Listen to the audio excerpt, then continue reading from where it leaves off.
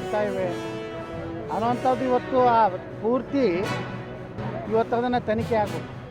ಯಾಕಂದರೆ ಭಾಳ ಕಡೆ ಇಂಥ ಘಟನೆಗಳಾಗ್ತಾಯಿವೆ. ಕಾರುಗಳು ಸುಡ್ತಾ ಇವೆ, ಜೀವಂತ ದಹನ ಆಗ್ತಾಯಿದ್ದಾರೆ.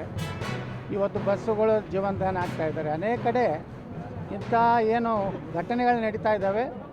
ಇದರ ಮೇಲೆ ಸಾರಿಗೆ ಇಲಾಖೆದವರು ಎಲ್ಲ ವಾಹನಗಳನ್ನು ಪರೀಕ್ಷೆ ಮಾಡಿ ಅಲ್ಲಿ ಏನು ಮ್ಯಾನುಫ್ಯಾಕ್ಚರ್ ಡಿಫೆಕ್ಟ್ ಇದೆ, ಏನು ಯಾವ ತಂತ್ರಜ್ಞಾನದಿಂದ ವಿಫಲ ಆಗಿ ಬೆಂಕಿ ಹತ್ತುವಂಥ ಕಾರಣಗಳೇನಿವೆ ಅದನ್ನು ತನಿಖೆ ಮಾಡಿ ಅದನ್ನು ಸೂಕ್ತವಾಗಿ ಮುಂಜಾಗ್ರತಾ ಕ್ರಮ ಏನೇನು ತೆಗೆದುಕೊಳ್ಬೇಕು ಮತ್ತು ಯಾವ ಇನ್ನೂ ಡೇಂಜರ್ ಇದರಲ್ಲಿದೆ ಅಂಥ ಬಸ್ಸುಗಳ ಒಂದು ಲೈಸೆನ್ಸನ್ನು ರದ್ದು ಮಾಡಬೇಕು.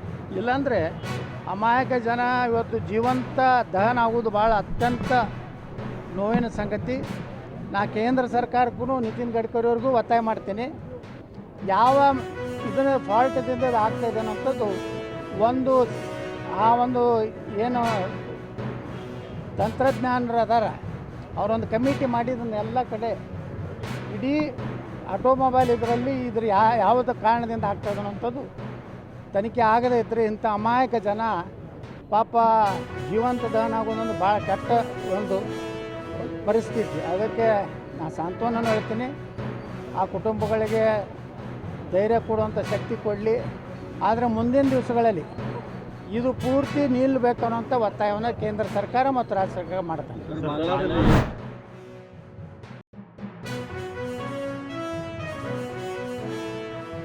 ಸಂಖ್ಯೆಯನ್ನು ಸೇರಿಸ್ಕೊಂಡು ಕಾರ್ಯಕ್ರಮ ಮಾಡ್ತಿರ್ತದಂದರೆ ನನಗೆ ಅರ್ಥವಾಗ್ತಕ್ಕಂಥ ಮೊದಲನೇ ಸಾರಿ ಅಂತ ನನ್ನ ಭಾವನೆ. ಎಲ್ಲ ದೇವರನ್ನು ಪ್ರೀತಿಸ್ತೀನಿ, ಬೈಬಲ್ನ ಪ್ರೀತಿಸ್ತೀನಿ, ಕುರಾನ್ನು ಪ್ರೀತಿಸ್ತೀನಿ, ಭಗವದ್ಗೀತೆಯನ್ನು ಪ್ರೀತಿಸ್ತೀನಿ. ಗ್ರಾಮದ ಮತ್ತು ಸುತ್ತಮುತ್ತ ಹಳ್ಳಿಗಳಿಂದ ಕೂಡ ಬಂದಿರತಕ್ಕಂಥ ಎಲ್ಲ ಯೇಸುವಿನ ಭಕ್ತರಾಗಿರ್ಬೋದು, ಇಲ್ಲೆಲ್ಲ ನೆಲೆಸಿರ್ತಕ್ಕಂಥ ಸಂದರ್ಭದಲ್ಲಿ